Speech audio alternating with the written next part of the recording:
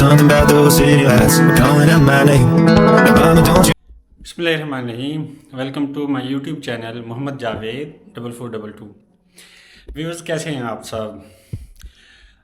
अब मेरे व्लॉग्स में आप देखेंगे इंडोनेशिया के हवाले से इंडोनेशियन कल्चर, इंडोनेशिया के लोग कैसे रहते हैं और इंडोनेशिया के विलेज कैसे हैं, लोग कैसे काम करते हैं और उनके घर कैसे हैं, उनकी रवायात कैसी हैं, मस्जिदों में कैसे नमाज़ पढ़ते हैं, मस्जिदें किस तरह की हैं, ईच एंड एवरीथिंग कल्चर मैं आपको दिखाऊंगा। और स्पेशली उनके खाने किस तरह के हैं, क्योंकि यहाँ पर गंदम नहीं होती तो ये ज़्यादातर चावल ही 100% चावल इस्तेमाल करते हैं डिफरेंट चीज़ों के साथ मिक्स करके। तो वो सारी चीज़ें मैं आपको दिखाऊंगा, तो मेरे साथ बने रहिए एंड तक। इस व्लॉग में आपको बहुत ज़्यादा मज़ा आने वाला है।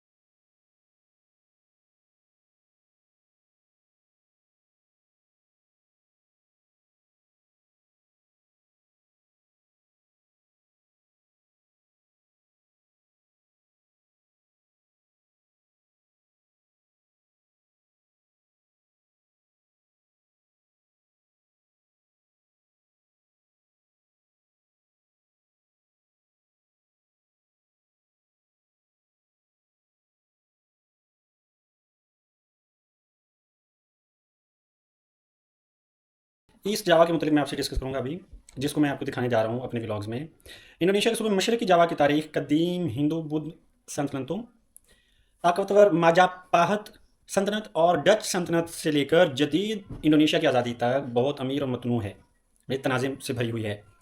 इसका जो दारुल हुकूमत है इसका वो है सुरबाया, और ये सुरबाया इंडोनेशिया का दूसरा बड़ा शहर है। अब ईस्ट जावा की जो तारीख है ना, उसकी कुछ झलकियाँ मैं आपको दिखाऊंगा, उसके बारे में आपको बताऊंगा वो क्या हैं। वो हैं कि 8वीं सदी में यहाँ हिंदू रियासतें थी।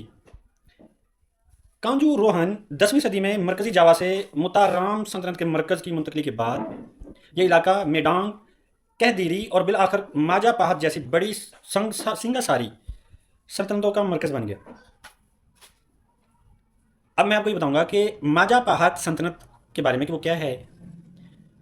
13वीं सदी से लेकर 16वीं सदी के दरमियान माजा पाहत सल्तनत ने, जिसका मरकज़ मशरक़ी जावा था, उसको क्या किया, मुतहद किया। पूरे जजीरे नुमा इंडोनेशिया को उसने मुतहद किया, और ये सल्तनत जनूब मशरक़ी एशिया के सबसे ताकतवर सल्तनतों में से एक थी, यानी रियासतों में से एक थी। अब आपसे मैं ये आपको ये बताऊंगा कि ईस्ट जावा में इस्लाम की आमद कब हुई। ईस्ट जावा में इस्लाम 15वीं सदी से लेकर 16वीं सदी में एंटर हुआ, और ये वो दौर है जहाँ पर माजा पाहत सल्तनत का जवाल था जब, और उस वक्त इस्लामी रियासत यहाँ पर एंटर होती है और यहाँ पर फिर इस्लाम फैलना शुरू होता है। अब डच इस्तेमार क्या है कि 18वीं सदी में यानी 1743 में मशरक़ी जावा का साहिली इलाका और मादोरा जजीरा डच ईस्ट इंडिया कंपनी के कब्जे में चला गया। लाइक 1830 तक पूरे मशरक़ी जावा का कब्जा हो चुका था, यानी जिस पर डच हुकूमत ने कब्जा किया, डच हिंद ने। उसके बाद यहाँ पर आज़ादी की जदोजहद शुरू होती है 1940 की दहाई में। जापानी कब्जे 1942 टू 1945 के बाद इंडोनेशिया की आज़ादी की जंग में मशरक़ी जावा यानी ईस्ट जावा, खासतौर पर सुराबाया ने अहम किरदार अदा किया, जो कि अब मशरक़ी जावा का दारुल हुकूमत है। 10 नवंबर यानी 10 नवंबर 1945 को सुराबाया की जंग आज़ादी के जो अहम किरदार थे, उनकी कोशिशों से ईस्ट जावा की आज़ादी का एक संग मील तय हुआ, यानी कि उसकी बुनियाद रखी और वो मजबूत रियासत बनी। अभी अगर जदीद दौर में बात करते हैं तो अगस्त 1945 को इंडोनेशिया की आज़ादी के फ़ौरन बाद ईस्ट मशरक़ी जावा को एक सूबे के तौर पर कायम किया गया, यानी 19 अगस्त 1945 को, और RMT सरव्यू इसके पहले गवर्नर बने। आज ये सूबा अपनी सकाफत, आतिशफशा जैसे माउंट ब्रोमो और सनअती तरक्की के लिए मशहूर हैं। और बहुत से पूरी दुनिया से सयाह यहाँ पर आते हैं घूमने के लिए, माउंट ब्रोमो को देखने के लिए और यहाँ की सकाफत को देखने के लिए। ईस्ट जावा इंतहाई खूबसूरत और बेहतरीन एक सकाफत से भरा हुआ सूबा है। आप जब भी यहाँ पर आएँ, आपको यहाँ के लोग मीठे, इंतहाई मीठे, प्यार करने वाले, खुशामदीद कहने वाले, यहाँ आपको कोई भी एग्रेसिव नज़र नहीं आएगा। आप जब भी सुरबा एयरपोर्ट पर उतरेंगे, आपको कोई बंदा एग्रेसिव नज़र नहीं आएगा। इतने मीठे लोग हैं। मैंने अभी तक जो देखा है, जो मेरा जितना स्टे है, यहाँ पर लोग कोई एग्रेसिव नहीं है, सारे प्यार करने वाले, मोहब्बत वाले, वेलकमिंग लोग हैं। और इस्लाम के बहुत ज़्यादा करीब हैं ये लोग। हमारे शहर जैसे पाकिस्तान में तो अब बराए नाम एक इस्लाम रह गया है। सिर्फ गांव देहात के चंद घरों में इस्लाम बाकी रह गया है। बाकी तो सोशल मीडिया ने इस्लाम से हमें बहुत ज़्यादा दूर कर दिया है। लेकिन यहाँ पर सब कुछ है, लेकिन फिर भी ये इस्लामी रवायात को बहुत ज़्यादा फॉलो करते हैं, हमसे बहुत ज़्यादा। बकिया व्लॉग्स में आप देखेंगे ईस्ट जावा का गांव सुकुदरमो। यहाँ पर घर कैसे हैं, खाने किस तरह के लोग खाते हैं, रहते किस तरह हैं, घर किस तरह के बनाते हैं, यहाँ का मौसम कैसा है, यहाँ के लोग कैसे हैं, यहाँ मस्जिदें कैसी हैं। और एक मैंने और यहाँ पर एक चीज़ देखी है, यहाँ पर मस्जिदों में भी पंखे नहीं होते। यानी कि हमारे छतों पर पंखे लगाते हैं ना, यहाँ पर छतों में पंखे नहीं लगाते। ये पेजिस्टल फैन इस्तेमाल करते हैं, लाइक खड़े होने वाले पंखे, जैसे हम रात को सोने के लिए बाहर चारपाइयों के सामने लगाते हैं। ये यहाँ पर इस तरह के इनके पंखे होते हैं। ये चीज़ एक थोड़ी सी डिफरेंट है। हमारे पाकिस्तान में तो हर जगह पर हम छतों के साथ अटैच करते हैं ना पंखे, और नीचे भी नीचे वाले भी रखते हैं, लेकिन यहाँ पर सिर्फ नीचे वाले पंखे ही रखते हैं, कैरी करते हैं। इंडोनेशिया के गांव सुको दरदुमो में मैं घर में हूँ, और आपको मैं यहाँ पे दिखाता हूँ कि यहाँ घर कैसे होते हैं और घर की दीवारें कैसी होती हैं। आप देखें, ये मेरे पीछे आप देख रहे हैं छोटी छोटी दीवारें, बिल्कुल जैसे हमारे डिफेंस में होती हैं, डीएचए के घरों में। ये पीछे बाइक है, ये पीछे एक दरवाज़ा जो घर में एंटर होने के लिए किचन साइड पर है। और आपको ये मेन फ्रंट दिखाता हूँ। ये आप देखें, बिल्कुल छोटी छोटी दीवारें हैं, बिल्कुल जैसे हमारे बड़ी बड़ी घरों के लिए दीवारें होती हैं ना। हमारे घरों में कवर होते हैं, अंदर कोई देख नहीं सकता। यहाँ पे ऐसा कुछ सीन नहीं है। इंतहाई पीसफुल माहौल, कोई टेंशन नहीं, बिल्कुल सादा और पीसफुल लोग सुकून से रह रहे हैं, ना किसी को किसी चीज़ का डर है, यानी कि किसी किस्म का कोई खौफ ख़तरा नहीं है। देखें जी, ये आप यहाँ पर जितने भी घर होंगे आप सबको देखेंगे, सबकी दीवारें ऐसी ही हैं। मेन दरवाज़े, अब ये देखें, ये हम जो हमारा घर है इसमें आप देखेंगे मेन डोर है। ये हालांकि यहाँ से क्लोज़ हो जाता है, लेकिन ये कि ये ओपन रहता है एवरी टाइम। ये आप देखें, बस यहाँ पर क्या है, एक सिस्टम लगा दी है। और ये घर है, और घर आप देखेंगे, घर का मेन दरवाज़ा है, अंदर से घर शुरू हो जाता है। जैसे हमारी चार दीवारों में दीवारें ऊंची ऊंची होती हैं और हम मेन गेट को लॉक कर लेते हैं, फिर अंदर जैसे मर्ज़ी दरवाज़ा खुला हो, कोई मसला नहीं होता। यहाँ पर ऐसा नहीं है।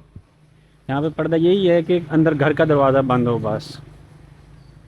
ये देखें, ये अब, और यही नहीं, ये सामने ये मस्जिद है, ये मैं आपको दिखा दूँ। ये रही सामने, ये मस्जिद है ये वाली। और ये सामने दूसरे घरों को भी देखें, कोई दीवार नहीं है, वो सामने वाले देख लें, वो देख लें।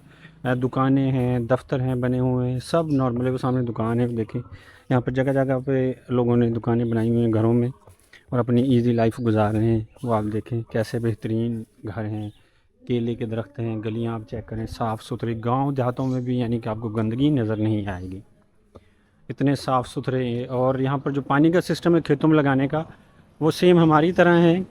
जैसे अब यहाँ पे मंगल को जो है ना पानी आता है नालों में, दरिया का। और इधर आप देख लें, ये पीछे अभी वो सामने आपको क्या होगा, वो मस्जिद नज़र आ रही है। और यहाँ पर फसलें सेम हमारे जैसी हैं, जैसे कि हमारे यहाँ पे मकई होती है, तो यहाँ पर भी मकई की फसल सेम है, गन्ना होता है, तकरीबन हर चीज़ सेम है। सिर्फ क्या है कि यहाँ पर मौसम हमेशा रहता है सिर्फ 30 से 35 डिग्री, रात को ठंडक हो जाती है, और चारों तरफ यहाँ पर पहाड़ हैं। ये ईस्ट जावा है, इंडोनेशिया ईस्ट जावा का गांव है सुकोदरमो। और मैं आपको एक घर भी दिखा देता हूँ, मैं घर में एंटर हुआ हूँ। अभी देखें, ये मेन दरवाज़ा है। अभी ये वाला जो मैंने आपको बाहर से दिखाया है, मेन दरवाज़ा क्लोज है, और यहाँ से आप बाहर देख सकते हैं, लेकिन बाहर से कोई अंदर नहीं देख सकता। और ये रूम है, ये इंडोनेशिया के सुकोदरमो में मैं आपको दिखा रहा हूँ। ये देखें, एक रूम है, इंतहाई सादा लेकिन साफ़ सुथरा। और ये मैं आपको दिखा देता हूँ, ये एक छोटा सा बरामदा टाइप है। ये देखें, यहाँ पे सोफ़े रखे हुए हैं, ये पीछे मिरर है मेन। और ये कबर्ड है, ये सामने रेड कलर की। और बाकी फैमिली पिक्चर्स हैं। फैमिली पिक्चर्स तो मैं आपको नहीं दिखाऊंगा, लेकिन ये कि यहाँ पर भी वैसे खाना काबा और रोज़ा रसूल की तस्वीरें लगाई होती हैं लाइक दिस। ये देखें जी, ये छोटा सा किचन है लाइक दिस, बस।